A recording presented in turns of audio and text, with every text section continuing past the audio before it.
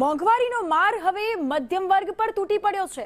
રાજકોટમાં મહિલાઓના બજેટ પર અસર પડી છે। પેટ્રોલ અને ડીઝલના ભાવમાં સતત વધારો ઝીંકાયો।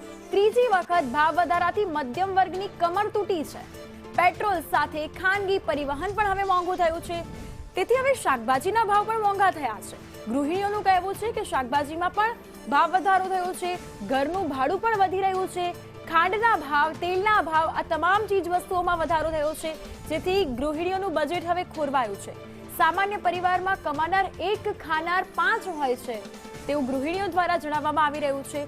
તો સતત ભાવ વધારો, મોંઘવારીનો માર જનતા પર છે।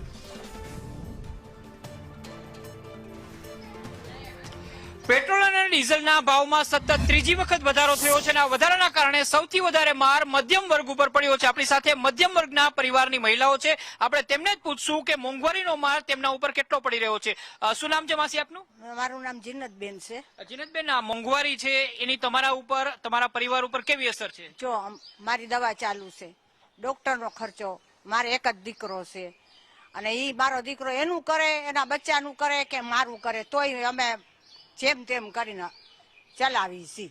આ ઘર ખર્ચ વધી જાય છે? ઘર ખર્ચમાં તો વાત જ જવા દો સાહેબ, એટલે ઈ તો વાત જ ન કરો। મોંઘી કેવું, તેલ મોંઘું, બધી વસ્તુ મોંઘી, ખાવું શું ને દવા શેની લેવી ને રહેવું કેમ। બિલકુલ। શું કહેશો તમે, જે પ્રકારે ઘર ચલાવવા માટે ખર્ચ વધી રહ્યો છે, પેટ્રોલ ડીઝલનો ભાવ વધારો છે, કઈ કઈ વસ્તુમાં ભાવ વધારો તમને નડી રહ્યો છે? तेल का भाव, गेहूं का भाव, साबुन सोडे, सरफ, दूसरी भी अमुक चीजें है, सब चीज के भाव बढ़ गए हैं। इसके लिए घर में बहुत दिक्कत होती है। આવક કઈ વધી છે? आवक तो इतनी है, आवक नहीं बढ़ती है। બિલકુલ, આવક વધી નથી, ખર્ચ વધી રહ્યો છે। તમે શું કહેશો, તમારા પરિવારનું ગુજરાન કઈ રીતે ચાલે છે? આપણે એ કહે છે કે રાતને દિવસ પેટ્રોલ ડીઝલના ભાવ વધી રહ્યા છે કે કોઈ પણ વ્યક્તિ છે ઘરનું ચલાવે કે પેટ્રોલ ડીઝલમાં ઈ કરે કે ઘરનો ખર્ચનો કરે, તેલ મસાલા વધી રહ્યા છે, બકરાના ભાવ વધી રહ્યા છે કે આપણે જે આવક છે તો લિમિટેડ જ છે, એમાં કઈ ભાવ વધારો છે ને। પણ હરેક વસ્તુ તમે લેવા એક જ વસ્તુ કે બેન ભાવ વધારો આવ્યો છે, આનો ભાવ વધારો આવ્યો છે, તો આપણે એમાં ઘર ખર્ચ પૂરો કરવો કેમ? તમારા પરિવારમાં કમાનાર કેટલા છે અને પરિવારના સદસ્યો કેટલા છે? અમારા ઘરમાં કમાનાર છે 1 અને ઘરના સદસ્ય 6 થી 7 જણા। આપણે એમાં બધાનું કેમ ગુજરાન ચાલવું? બિલકુલ, તમે શું કહેશો, પરિવારની અંદર કઈ રીતે ગુજરાન ચાલે છે તમારે? પરિવારની અંદર અત્યારે ગુજરાન બહુ જ મંદું છે, કારણ કે મંદીને કારણે એટલું આ મોંઘવારી જેટલી નીકળી છે। મારે બીપીએલ કાર્ડ હતું ને, તો બીપીએલ કાર્ડમાં પણ મારે બધું બંધ થઈ ગયું છે।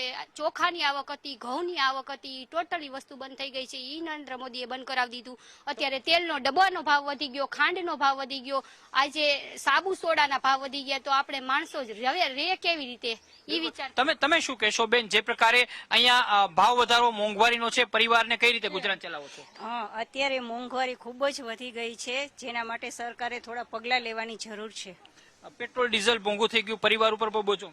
પણ અત્યારે સર આપણે ભાડા ભરીએ કે બાળકોને ભણાવીએ કે શું કરીએ એ જ સમજાતું નથી। એજ્યુકેશન પણ મોંઘું છે, એટલે શું કરીએ એ જ સમજાતું નથી। તો સરકાર થોડું ધ્યાન આપે તો સારું। બિલકુલ, મોંઘવારીનો માર છે સૌથી વધારે મધ્યમ વર્ગ ઉપર પડ્યો છે અને તેમના કારણે તેમનું બજેટ છે તે ખોરવાઈ ગયું છે। સંપૂર્ણપણે કહી શકાય છે કે એક તરફ પેટ્રોલ અને ડીઝલના ભાવમાં વધારો થઈ રહ્યો છે, બીજી તરફ તેને સંલગ્ન જેટલી પણ વસ્તુઓ છે તેમાં પણ ધીરે ધીરે ભાવ વધારો થઈ રહ્યો છે, જેના કારણે મધ્યમ વર્ગ, ખાસ કરીને મહિલાઓ છે, તેમનું બજેટ ખોરવાઈ રહ્યું છે।